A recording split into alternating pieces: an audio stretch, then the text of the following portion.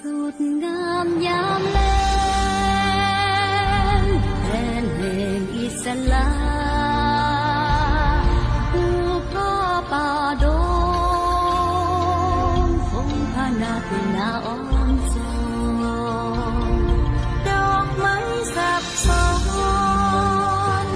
แสนสะอ่อนส่งกลิ่นหอมหวนส่วนชาติทั้งมวลมีสิทธิเสรีความสามัคคีเป็นพี่น้องเดียวต่อสู้